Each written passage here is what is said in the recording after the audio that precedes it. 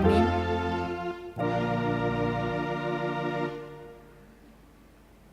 Kita memuji Tuhan.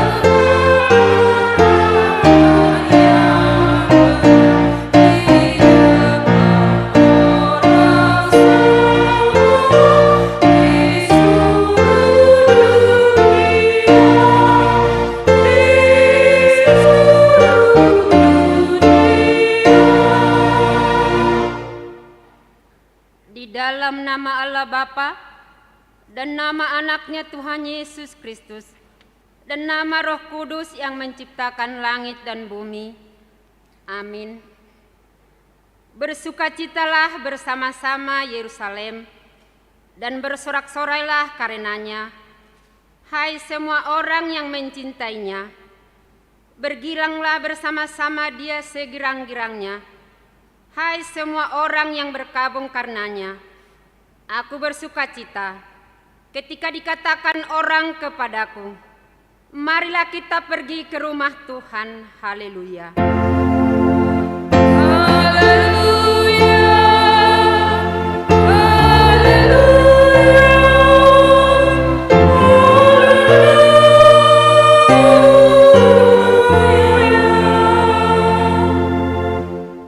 Kita berdoa. Yesus Kristus Tuhan kami, Engkaulah hidup dan pendamaian kami dengan Allah. Kami memuji nama-Mu dan mengucapkan terima kasih atas karya penyelamatan Tuhan kepada kami. Sertailah kami dengan kasih-Mu, agar kami selalu mengingat Engkau yang telah menderita dan mati untuk kami, dan agar kami menyesali dosa kami. Kuatkanlah hati dan jiwa kami untuk percaya dan hidup di dalam kasih serta tahu memuji dan berterima kasih kepadamu.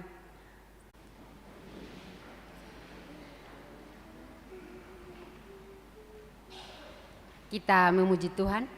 Terus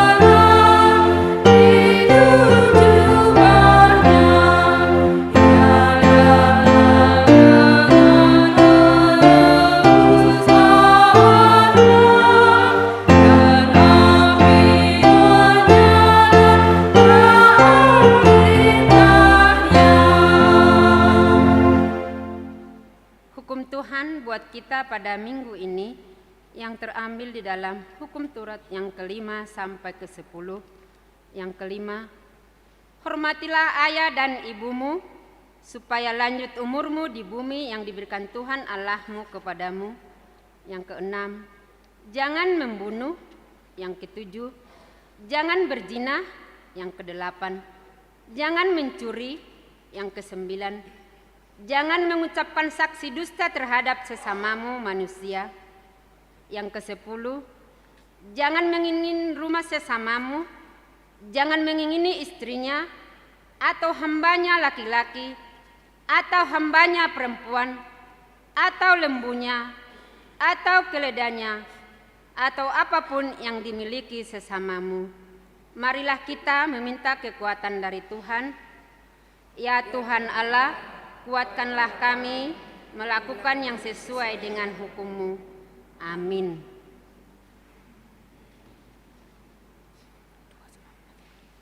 Kita memuji Tuhan.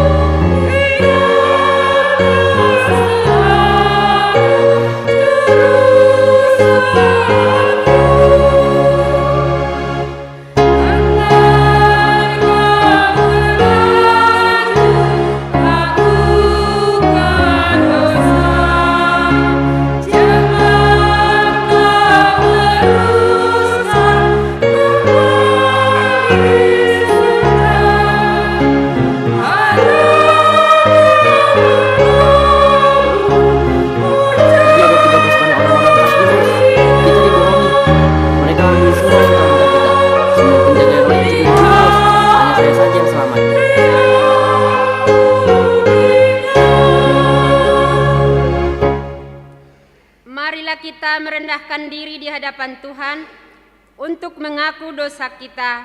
Kita berdoa. Ya Allah Tuhan kami, Bapa kami yang Maha Kuasa, Engkau mengasihi kami orang yang hina dan tercela ini. Kami datang ke hadapan-Mu mengaku segala dosa dan kesalahan kami. Sejak dilahirkan kami sudah bergelimang di dalam dosa. Kami tersesat dan menyimpang dari jalan Tuhan. Kami sering melanggar hukum-Mu. Ya Tuhan kami, janganlah mengingat dosa dan pelanggaran kami pada masa muda, tetapi ingatlah kepada kami sesuai dengan kasih setia-Mu. Oleh karena kemurahan-Mu, ya Tuhan, lapangkanlah hati-Mu terhadap kami orang berdosa ini. Amin. Janji Tuhan tentang pengampunan dosa kita. Demikianlah firman Tuhan, Aku telah menghapus segala dosa pemberontakanmu seperti kabut diterbangkan angin, dan segala dosa seperti awan yang tertiup. Kembalilah kepadaku, sebab aku telah menebus engkau. Kemuliaan bagi Allah di tempat yang maha tinggi. Amin.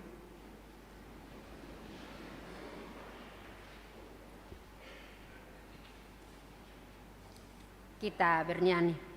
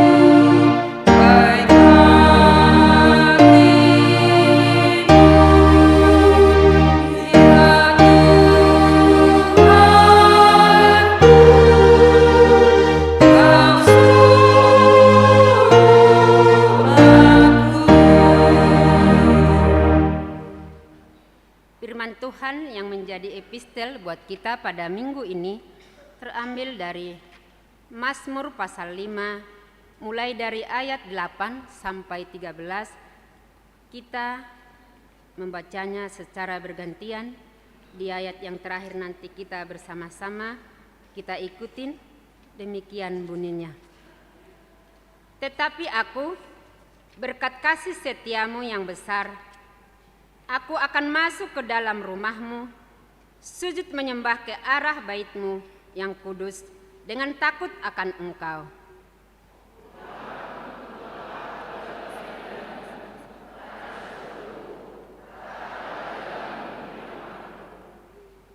Sebab perkataan mereka tidak ada yang jujur, batin mereka penuh kebusukan, kerongkongan mereka seperti kubur tengganga, lidah mereka merayu-rayu.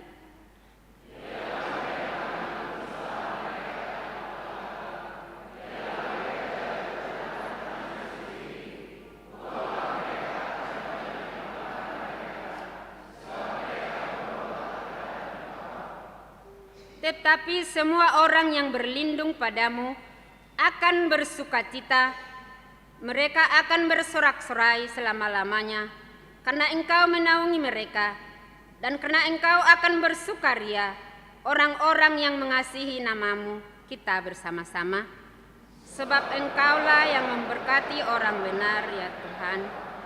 Engkau memagari dia dengan anugerahmu seperti demikian bunyinya.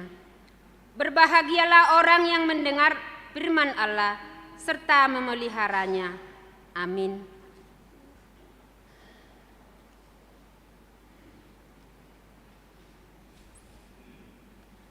Kita bernyanyi.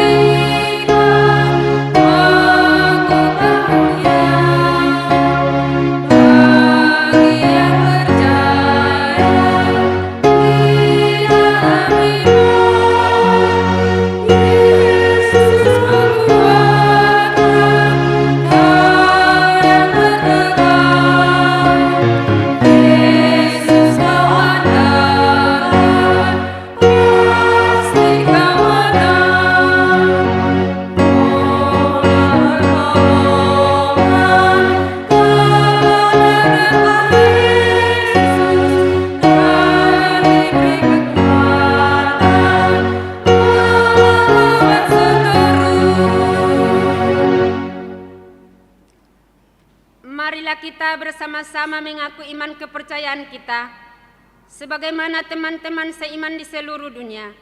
Kita bersama-sama mengucapkannya.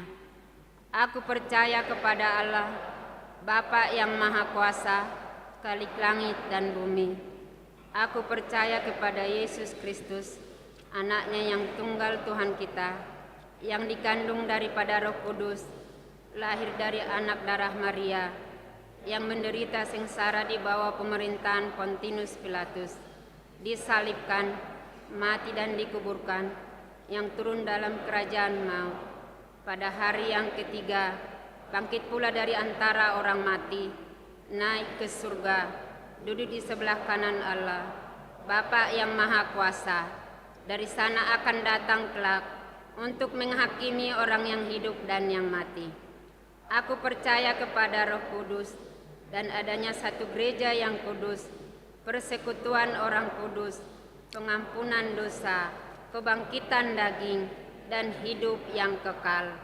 Amin.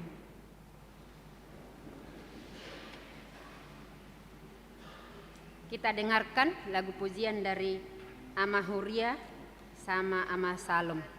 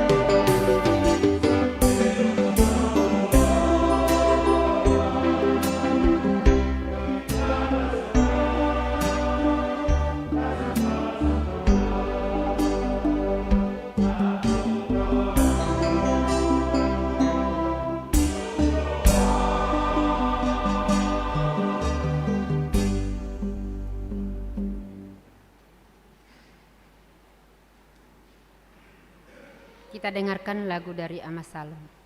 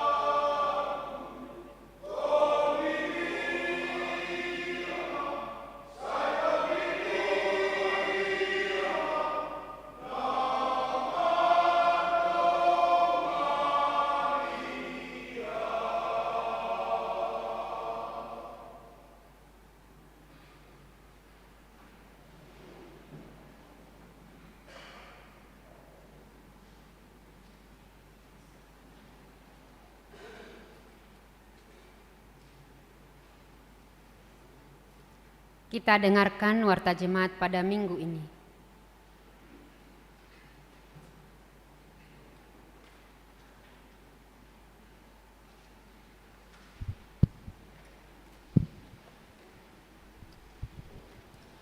Shalom, selamat hari Minggu bagi kita semua. Marilah kita ikuti sejenak warta jemaat gereja kita pada Minggu 19 Maret 2023. Yang pertama, nama minggu. Nama minggu kita hari ini Minggu Letare, artinya bersukacitalah bersama-sama. Topik minggu, bersukacita karena percaya. Yang kedua, kelompok KOR di minggu tanggal 26 Maret 2023. Pukul 7.30 yang mengisi KOR Ina Hana, Ina Deborah, Ina Esther. Pukul 10 Ama Huria, Ina Kamis, Ama Shalom. Pukul 15 Ama Jericho, Remaja, NHKBB. Yang ketiga, kebaktian sektor. Hari Selasa tanggal 21 Maret 2023. Sektor Nazaret keluarga J Panjaitan Boru Marpaung. Judea keluarga S Silitonga Boru Sihombing. Bethlehem keluarga R Simanjutak Boru Gultom. Efesus keluarga Nyonya Situa Simamora Boru Manulang. Galatia keluarga Nyonya Napitubulu Boru Tanpubolon.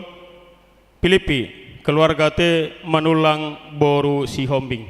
Rabu 22 Maret 2023. Sektor Sion keluarga J Panjaitan Boru Tambunan. Betania keluarga E Manik Boru Marpaung. Roma keluarga J Sitompul Boru Sihombing. Korintus of Kolose keluarga Nyonya Silaban Boru Sitinjak. Kanaan keluarga Esteta Lumban Tobing Boru Simanjutak. Alamat pertanyaan boleh kita baca di warta yang kita pegang masing-masing. Yang keempat, amplop diakoni sosial. Di minggu kita hari ini kita mengumpulkan persembahan ke depan, yaitu persembahan amplop diakoni sosial persembahan yang kedua. Yang kelima, ibadah minggu pukul 7.30 WIB. Di minggu tanggal 26 Maret 2023 pada ibadah minggu pukul 7.30 kita memakai bahasa Batak. Yang keenam, rapat pembentukan panitia pesta kotilon dan tahun profesionalisme dalam penata layanan. Di hari Senin 27 Maret 2023 diadakan rapat pembentukan panitia pesta kotilon dan tahun profesionalisme dalam penata layanan. Dihimbau untuk semua sektor mengutus 5 orang jemaat atau ruas dari sektornya masing-masing untuk mengikuti rapat tersebut yang dimulai masuk pukul 19 WIB bertempat di gedung sekolah minggu atau di gereja kita di lantai 1. Yang ketujuh, sumbangan. Telah diterima gereja sumbangan dari jemaat kita, yaitu keluarga Nyonya Panggabean Boru Manik dari sektor Kolose, yaitu berupa 5 karung beras. Gereja kita mengucapkan terima kasih banyak atas sumbangan yang telah diberikan keluarga tersebut. Yang kedelapan, bakti Paskah. Gereja kita mengadakan bakti Paskah yaitu bantuan sosial untuk jemaat gereja. Karena itu gereja kita menerima bantuan sumbangan dana atau sembako. Bisa kita serahkan langsung ke gereja melalui situs sektor masing-masing paling lambat sampai bulan April. Yang kesembilan, penggalangan dana untuk Naposo. Di hari Minggu tanggal 26 Maret 2023 Naposo Bulung gereja kita mengadakan penggalangan dana untuk memenuhi anggaran kunjungan gereja, yaitu melalui lagu puji-pujian atau KOR sebelum mulai ibadah kebaktian pukul 7.30, pukul 10 dan di pukul 15. Persembahan bulanan dan iuran diakoni sosial. Gereja kita mengucapkan terima kasih banyak untuk jemaat kita yang sudah melunasi persembahan bulanan dan iuran diakoni sosial sampai bulan Maret 2023. Dan untuk jemaat kita yang ingin membayar persembahan bulanan dan iuran diakoni sosial bisa melalui transfer atau bisa disampaikan ke Parhalado sektor masing-masing. Yang ke-11, jumlah jemaat yang mengikuti ibadah tanggal 12 Maret 2023 sebanyak 722 orang. Yang ke-12, jemaat yang berulang tahun. ulang tahun kelahiran 38 orang, ulang tahun pernikahan 5 keluarga.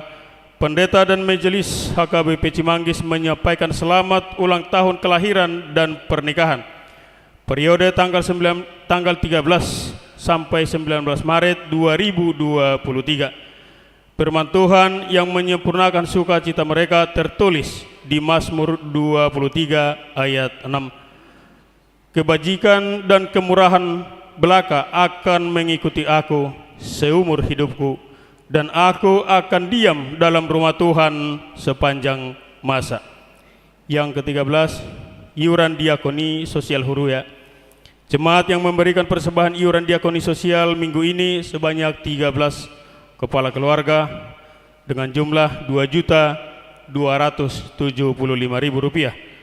Persembahan bulanan, jemaat yang memberikan persembahan bulanan atau tahunan minggu ini 16 kepala keluarga sebanyak Rp4.650.000. Dr. Ripe ke pembangunan sebanyak Rp2.300.000 sebanyak 15 kepala keluarga. 16 keuangan gereja. Huria Rp8.616.400. Pembangunan Rp3.610.050. Sentralisasi atau pusat Rp9.9.550. Jumlah Rp21.236.000. Jika ada persembahan yang tidak tercantum dalam warta, mohon diinformasikan kepada majelis untuk diperbaiki pada minggu berikutnya. Demikian warta jemaat minggu ini. Tuhan memberkati persembahan umatnya untuk kemuliaan namanya. Amin.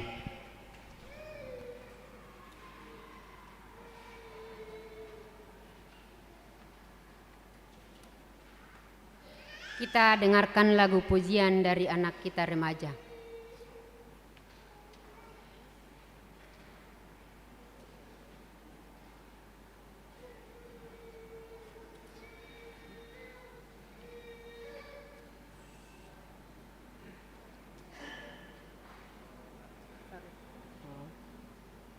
Anak kami sih, anak kami.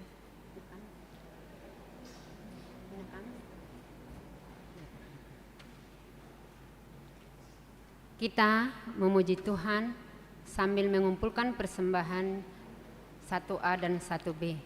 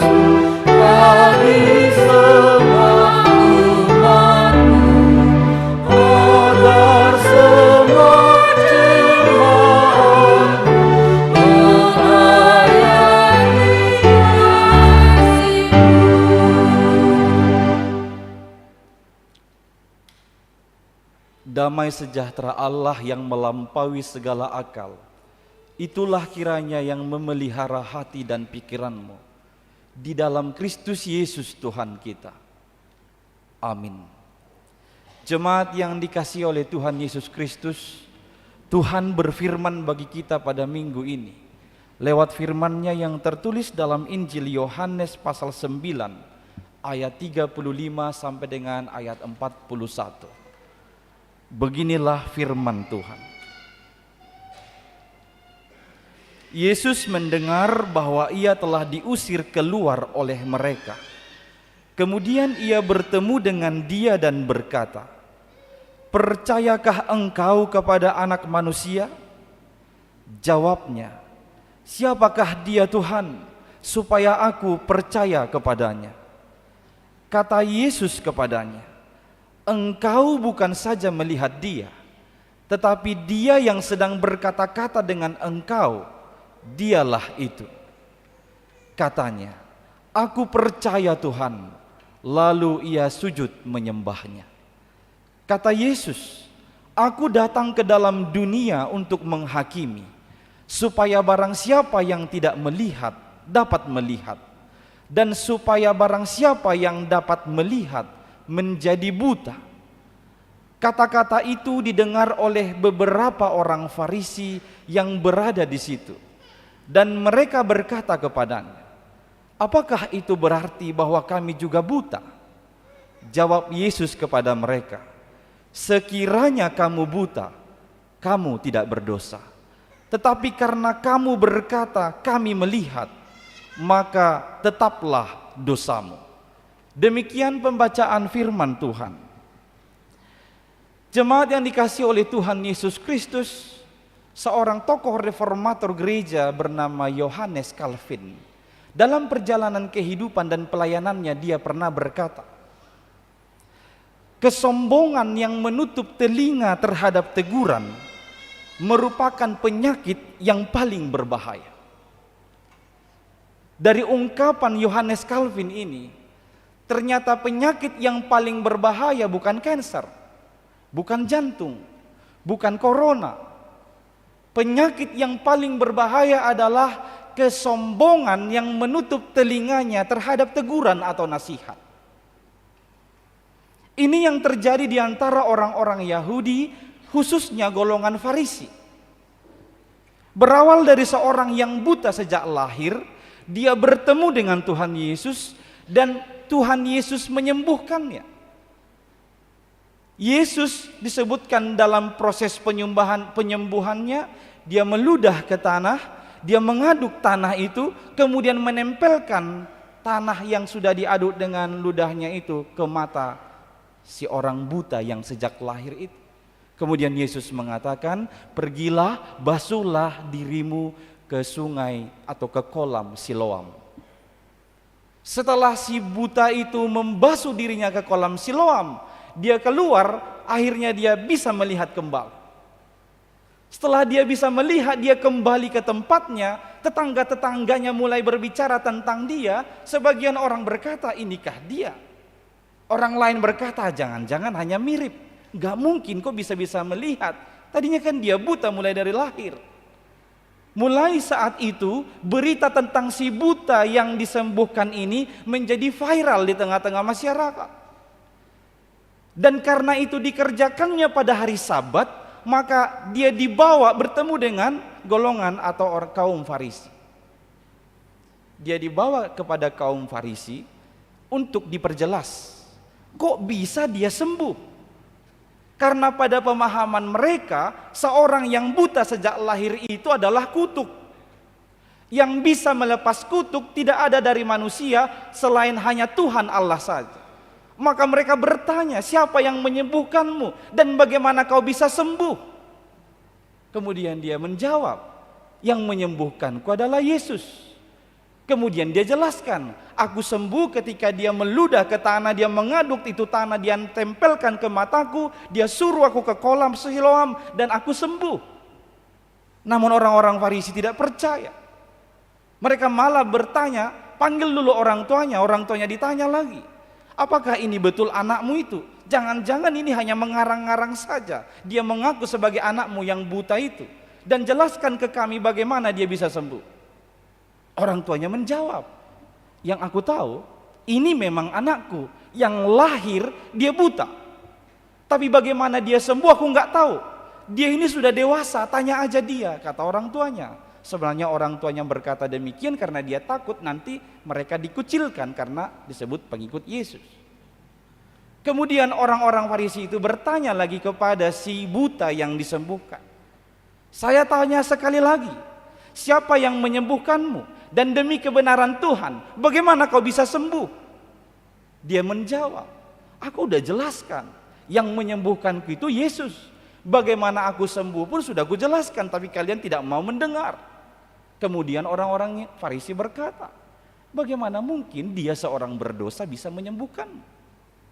Hanya yang datang dari Allah lah yang bisa menyembuhkan kutuk seperti ini.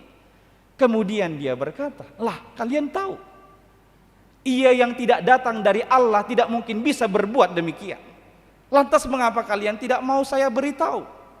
Mendengar itu orang-orang Farisi marah benar kepada si pria itu. Mereka berkata, kau ini lahir dalam dosa. Kok berani-beraninya kau menegur kami? Kami ini adalah kaum-kaum intelek dalam hukum Taurat. Kok berani-beraninya kau menegur kami? Alhasil, si buta yang disembuhkan ini diusir keluar dari bait suci. Si buta pulang dengan sukacita. Tetapi orang Farisi itu karena menutup telinganya dengan sombong akan teguran dan nasihat, mereka benar-benar gelisah kehidupan. Sebaliknya si buta yang sudah disembuhkan tadi, dia bisa pulang dengan bersukacita meskipun dia dikucilkan atau diusir dari kelompok masyarakat, tapi dia tetap bersukacita. Alasannya karena apa? Karena dia sudah bertemu dengan Yesus dan percaya kepada Tuhan Yesus. Bapak Ibu, di Minggu Letare ini yang menjadi topik yang akan kita renungkan bersama. Disebutkan bersukacita orang yang sudah percaya kepada Yesus. Sekarang kita bertanya, apa alasannya? Atau mengapa disebut orang-orang yang bertemu dengan Yesus, orang-orang yang percaya kepada Yesus disebut bersukacita? Ada 3 alasan yang boleh saya angkat dari teks ini. Alasan yang pertama adalah karena Yesus selalu dekat dengan saksi-saksinya. Di ayat 35 tadi disebutkan demikian. Yesus mendengar bahwa ia telah diusir keluar oleh mereka. Maksudnya si buta itu diusir oleh orang Farisi. Kemudian orang Tuhan Yesus bertemu dengan dia, orang buta itu. Dan berkata, percayakah engkau kepada Anak Manusia? Yesus mendengar dan mencari saksinya itu. Yesus selalu dekat dengan saksinya itu. Dan lewat pertanyaan Yesus di ayat 35b, Yesus menciptakan perkenalan yang serius kepada orang-orang yang mau menderita karena menyaksikan dia. Yesus mau membuat perkenalan yang serius kepada setiap orang yang mau menderita karena menyaksikan Tuhan Yesus. Jawaban si buta di ayat 36 itu menunjukkan dia siap percaya. Siapa dia Tuhan? Supaya aku percaya kepadanya. Ini adalah sebuah petunjuk kesiapan percaya dari si buta yang sudah disembuhkan tadi. Kita butuh tuntunan untuk percaya kepada Yesus. Kita butuh diarahkan untuk benar-benar beriman dengan benar kepada Yesus. Karena beriman atau percaya kepada Yesus tidak bisa hanya dari diri kita sendiri, dari intelektual kita sendiri, dari kekuatan kita sendiri. Kita butuh tuntunan darinya supaya kita benar-benar percaya kepadanya. Pada teks itu, Yesus sedang menuntun si buta yang sudah disembuhkan itu kepada pengenalan yang benar siapa kepada Yesus dan kepada iman yang benar kepada Tuhan Yesus Kristus. Sekali lagi, kita butuh tuntunan darinya supaya kita juga bisa berkata siap percaya kepada Tuhan Yesus pada setiap pergumulan apapun yang kita lalui. Apapun pergumulanmu, entah kau ditolak oleh masyarakat atau dunia ini, entah kau menderita karena menyaksikan Tuhan Yesus, entah engkau dikucilkan dari dunia ini, engkau harus senantiasa tetap mengaku, saya siap percaya kepada Tuhan Yesus apapun yang melanda kehidupanku. Itu yang dinyatakan oleh si buta yang telah disembuhkan ini. Ketika dia berkata siapakah dia, dia menunjukkan bahwa Allah atau Yesus sangat dibutuhkannya, Tuhan sangat dibutuhkannya untuk menganugerahkan kesiapan percaya kepada Tuhan Yesus Kristus. Demikian halnya dengan kita. Kita butuh tuntunan dari Tuhan Yesus Kristus supaya kita bisa berkata juga siap percaya kepadanya dalam setiap keadaan dan pergumulan yang kita lalui di tengah-tengah kehidupan ini. Itu sebabnya kita datang beribadah di ibadah minggu, kita datang ke pertanyaan sektor, kita berdoa, kita berkata-kata tentang Yesus, kita mengandalkan Yesus. Itu karena kita membutuhkan Dia untuk menuntun dan mengarahkan kita supaya kita tetap percaya bahwa Yesus Kristus itu senantiasa atau selalu ada bersama-sama dengan kita. Itulah alasan yang pertama mengapa kita bersukacita, bertemu dan percaya kepada Tuhan Yesus, karena Dia selalu dekat dengan saksi-saksinya. Kemudian alasan yang kedua adalah karena Yesus lebih dekat daripada yang kita kira. Yang pertama ada kata selalu dekat, yang kedua ini alasannya karena Dia lebih dekat daripada yang kita kira. Disebutkan di ayat yang ke-37, Yesus berkata demikian, engkau bukan saja melihat Dia, tetapi Dia yang sedang berkata-kata dengan engkau, Dialah itu. Kita tidak perlu mencari Dia jauh-jauh. Dia ada dekat, bahkan sangat dekat, bahkan lebih dekat daripada yang kita duga atau pikirkan. Kita bisa bertanya-tanya, di manakah engkau Tuhan? Padahal Dia sedang berbicara denganmu lewat peristiwa yang sedang kau alami. Kita bisa saja bertanya-tanya, di manakah engkau Tuhan? Padahal Dia sedang berusaha untuk memberikanmu kekuatan yang baru untuk menghadapi pergumulanmu itu. Ingatlah, Dia sangat dekat, bahkan lebih dekat daripada yang kita kira atau daripada yang kita duga. Alasan inilah membuat kita tetap bersukacita, bertemu dan percaya kepada Tuhan Yesus Kristus. Disebut lebih dekat dari yang kita duga, lebih dekat dari yang kita kira. Ketika Tuhan Yesus berkata, engkau telah melihatnya. Jadi pertama-tama Yesus membukakan mata rohani si buta yang telah disembuhkan itu. Pertama-tama ketika kita bertemu dengan Tuhan, Dia memiliki tujuan utama membukakan mata kita dari kebutaan akan Tuhan Yesus Kristus. Jadi kalau kita bertemu dengan Tuhan Yesus disebutkan bersukacita, bukan dengan alasan kalau kau bertemu dengan Tuhan Yesus maka engkau akan diberikan berkat yang melimpah-limpah, kemanapun engkau pergi maka usahamu akan sukses selalu. Bukan itu yang dijanjikan yang pertama. Hal pertama ketika kau bertemu dengan Tuhan Yesus adalah Dia membukakan mata rohanimu sehingga kau bisa melihat Yesus itu ada di setiap perjalanan kehidupanmu dan di setiap pergumulanmu. Entah itu senang atau susah, entah itu mudah atau sulit, Dia selalu ada bersama-sama dengan engkau. Mata rohani yang demikian yang Dia buka terlebih dahulu dari kita yang bertemu dengan Dia. Kemudian disebutkan, engkau telah berkata-kata dengannya, Dialah itu. Yesus tidak hanya bersedia dilihat, Yesus juga bersedia berbicara dengan kita. Yesus bersedia berkata-kata dengan kita. Dia membuka persekutuan dan kita boleh masuk ke dalam persekutuan itu. Inilah sukacita kita bertemu dengan Yesus. Ada banyak pangeran yang bisa dilihat siapapun, tapi belum tentu dia bersedia berbicara dengan setiap orang. Kita bisa saja melihat artis banyak di luar sana. Setiap orang bisa melihat dia, tapi belum tentu dia bersedia akan berbicara dengan kita. Minggu yang lalu saya lihat di media sosial ada konser Blackpink.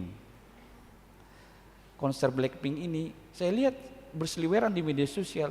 Mereka hanya menotis atau menyapa orang atau fansnya dari kejauhan, udah luar biasa senangnya itu fansnya. Belum ngomong, masih kasih kode entah begini kah, entah begini dari kejauhan. Oh, dia pulang dengan sukacita yang melimpah. Apalagi seandainya dia mau berbicara dengan fansnya. Di teks ini kita tahu Yesus tidak hanya bersedia dilihat, tapi Yesus bersedia berbicara denganmu.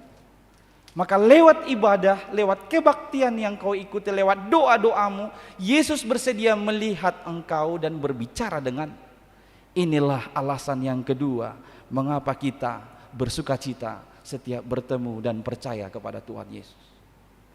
Hal yang ketiga, ini yang terakhir. Alasan bersukacita bertemu dengan Yesus karena Yesus Kristus membebaskan kita dari kegelapan.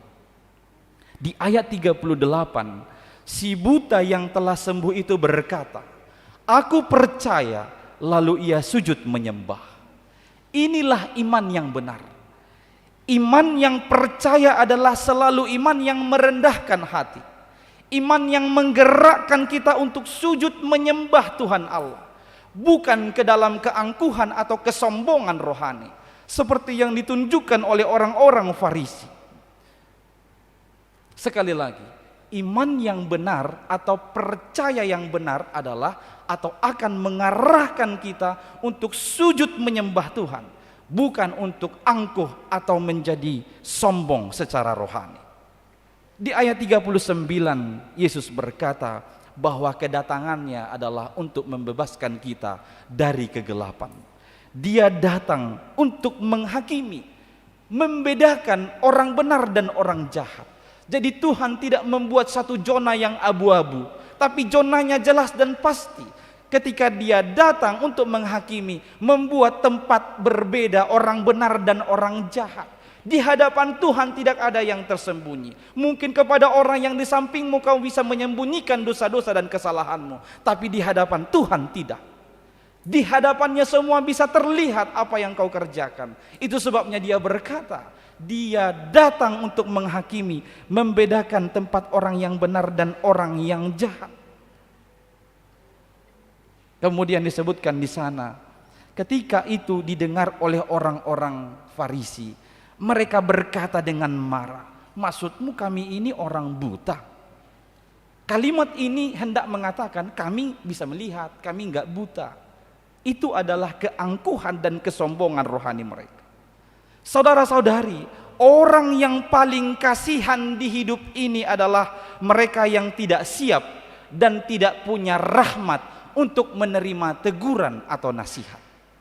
Sekali lagi saya sebutkan, orang yang paling kasihan di dunia ini adalah mereka yang tidak siap dan tidak punya rahmat untuk menerima teguran atau nasihat. Bahkan mereka menganggap nasihat itu sebagai celaan, sebagai kebencian, sebagai pendiskreditan. Maka pasien yang paling parah atau susah disembuhkan bukan pasien yang penyakitnya paling parah, tapi pasien yang paling susah disembuhkan adalah pasien yang merasa dia tidak butuh obat untuk kesembuhannya, padahal kondisinya sudah sangat parah. Hanya orang buta yang membutuhkan tuntunan supaya dia bisa berjalan di dalam jalan yang benar. Orang yang merasa dapat melihat tidak membutuhkan itu. Itu yang sedang dijelaskan oleh Tuhan Yesus di ayat 41. Kalau saya boleh pinjam, dalam kalimat orang Batak ada disebutkan demikian. Oto dang tarajaran, malo dang tarpargur. Lebih banyak harapan di antara orang bodoh sebenarnya daripada di antara orang bebal. Namanya orang bebal. Dia bodoh tapi tidak mau diajari. Dia pintar katanya tapi tidak bisa memberikan pengajaran. Ini adalah teguran keras yang diberikan Tuhan Yesus kepada orang-orang Farisi. Disebutkan di ayat 41 itu. Dia mau mengatakan ya dosa memang tetaplah dosa. Baik disengaja atau tidak disengaja itu tetap dosa. Tapi adalah lebih mudah diampuni kalau ada orang yang tidak tahu itu dosa dan melakukannya. Daripada ada orang sudah tahu itu dosa tapi dia bercokol melakukan dosa tersebut. Lebih sulit mengampuni itu daripada orang yang melakukan sesuatu hal karena dia memang tidak tahu itu adalah sebuah dosa. Sekali lagi, daripada mereka sudah jelas-jelas tahu itu dosa tapi mereka bercokol melakukannya dalam kehidupan. Hanya orang yang menyadari dosa-dosanya lah kelak akan mendapat pengampunan. Saya sebut ini di Partanyangan bahwa Yesus pernah memberikan cerita. Ada dua orang datang berdoa ke bait suci. Satu adalah seorang Farisi yang datang dengan keangkuhan dan kesombongannya. Dan yang satu adalah seorang pemungut cukai yang sadar dia itu penuh dengan dosa. Orang Farisi berdoa dengan begitu sombongnya, dia berkata, "Terima kasih Tuhan, karena aku bisa melakukan semua Taurat-Mu dan aku tidak sama seperti pemungut cukai itu." Kemudian si pemungut cukai datang berdoa, mau melihat altar pun dia tidak berani karena dosa-dosanya yang dia telah sadari. Dia menepuk ini dadanya, dia berkata, "Tuhan, sebenarnya aku tidak layak datang ke bait-Mu yang kudus ini karena hidupku penuh dengan dosa." Tuhan Yesus berkata, keduanya pulang dari bait suci, tapi doa yang didengarkan adalah doa si pemungut cukai. Seluruh dosa-dosanya diampuni. Hanya orang yang menyadari dosanya lah yang boleh memperoleh keampunan. Orang yang merasa tidak memiliki kesalahan dan dosa tidak butuh pengampunan. Sama dengan saya sebutkan dengan cerita pasien yang tadi. Saudara-saudari yang dikasihi oleh Tuhan Yesus Kristus, inilah sukacita kita bertemu dan percaya kepada Tuhan Yesus Kristus bahwa Dia akan membebaskan kita dari kegelapan. Akhirnya sukacita yang demikian juga pernah dirasakan oleh seorang tokoh bernama John Newton. Lewat perjalanan kehidupan dia menyaksikan bahwa Tuhan itu benar-benar memberikan sukacita dalam kehidupan. Terlebih ketika Tuhan menyelamatkan dia dari maut atau kematian. Pernah dia ikut dalam sebuah kapal yang berlayar membawa dia keluar dari penjara. Dia adalah seorang penjahat kelas kakap, yaitu terlibat dalam perbudakan budak-budak pada saat itu sampai ke Inggris. Maka ketika di tengah lautan itu kapalnya diterjang badai, hampir tenggelam. Tapi oleh karena pertolongan Tuhan, John Newton selamat sampai ke tempat tinggalnya. Dia akhirnya boleh hidup kembali dan berubah. Melewati seluruh itu, peristiwa itu, dia menyaksikan bahwa Tuhan sungguh luar biasa, memberikan kepadaku sukacita di tengah-tengah kehidupan. Dan itu dia saksikan dalam nyanyian yang dia ciptakan, yang sekarang sangat terkenal dalam gereja-gereja Protestan, karismatik, semua gereja pernah menyanyikannya. Dia beri judul dengan lagu Amazing Grace. John Newton menuliskan ini berangkat dari pengalaman hidup. Aku sangat bersukacita karena Tuhan telah mencariku, Tuhan telah menemukanku. Dulu aku hilang, sekarang aku ditemukan. Dulu aku ini buta, sekarang aku melihat. Dulu ini aku benar-benar tidak layak, bahkan dia sebut dengan kata a wretch like me, sampah seperti aku ini, tapi sekarang aku dihargai atau berharga di mata Tuhan. Saya kira kita bisa terbiasa atau sudah familiar dengan lagu ini. Maka saya mengundang Bapak Ibu turut bersama-sama dengan saya menyanyikan ayat 1 ini.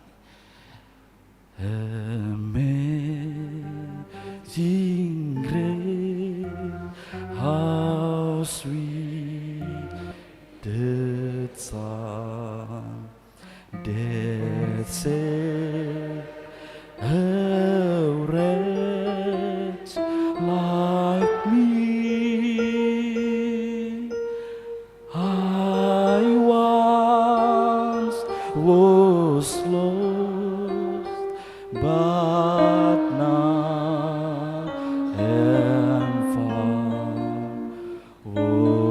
Was blind, but now I see.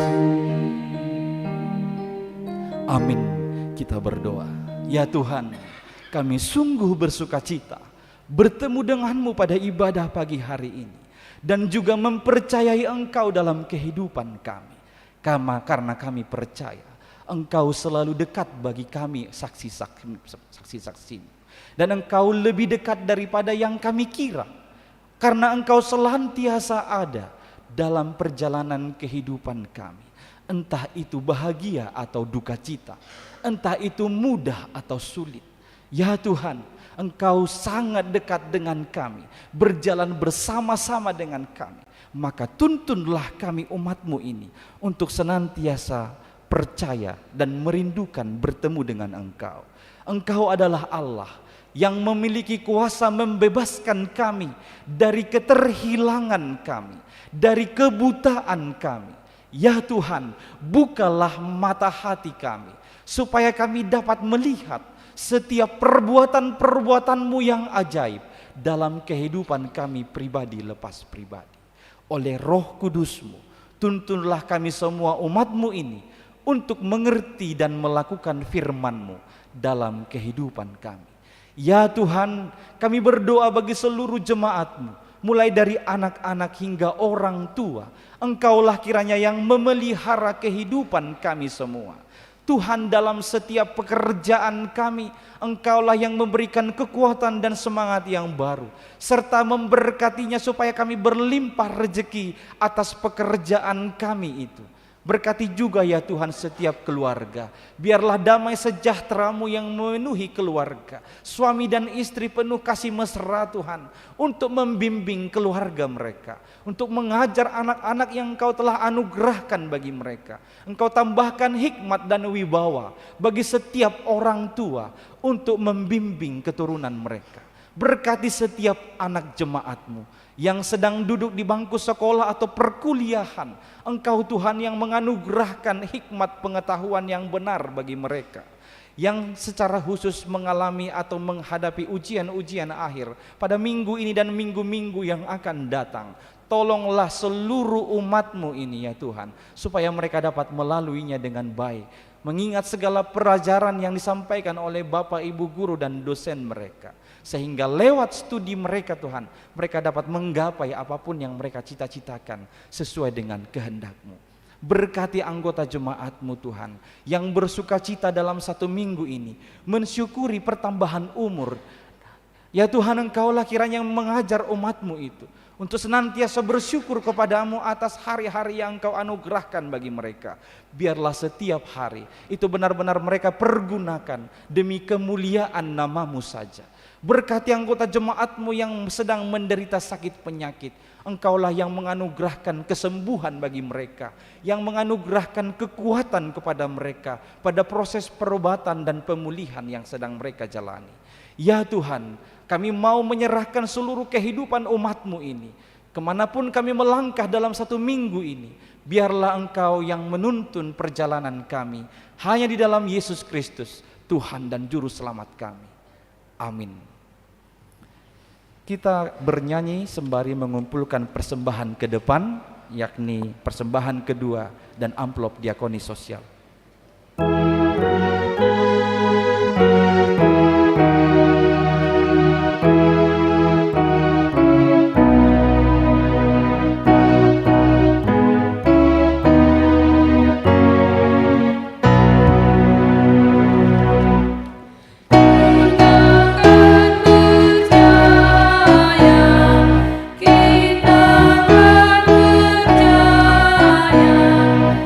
Kita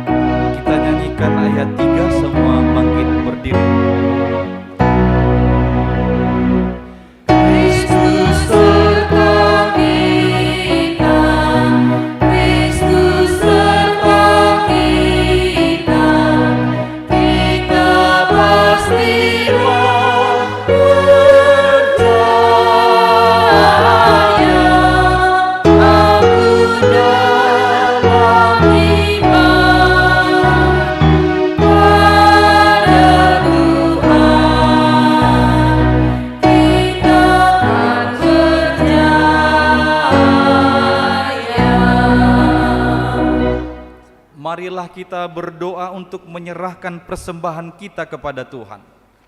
Ya Allah Bapa kami yang di surga, kami mengaku bahwa Tuhan adalah sumber dari segala karunia yang melimpah dalam kehidupan kami masing-masing. Sebahagian daripada karunia itu kami serahkan kembali sebagai persembahan kepada Tuhan. Terimalah dan berkatilah persembahan umat-Mu ini, agar dapat kami pergunakan untuk pekerjaan dan pelayanan kerajaan Tuhan di dunia ini.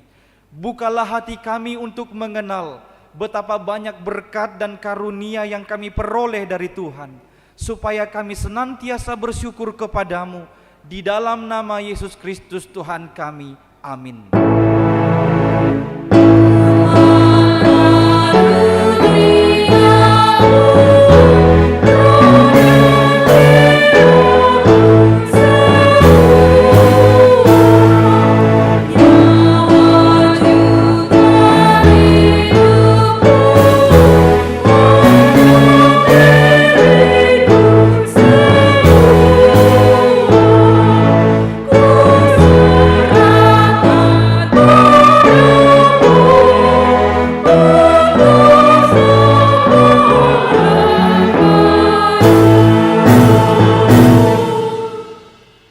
Bapa kami yang di surga, dikuduskanlah namamu, datanglah kerajaanmu, jadilah kehendakmu di bumi seperti di surga.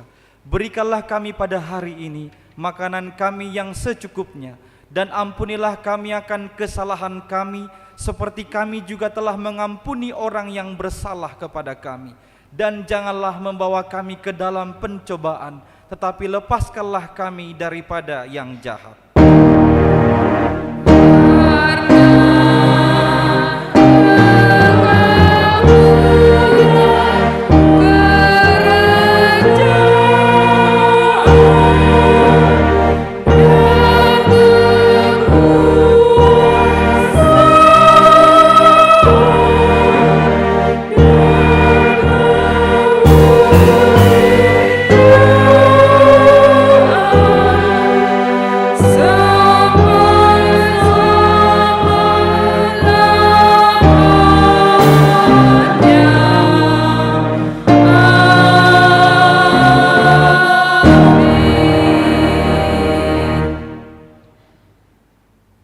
Tuhan memberkati engkau dan melindungi engkau.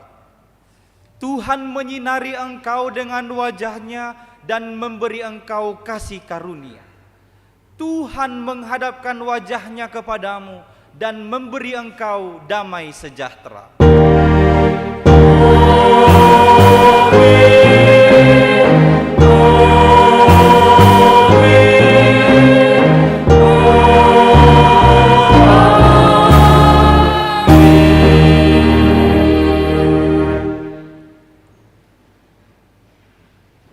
Shalom, selamat hari Minggu bagi kita semua.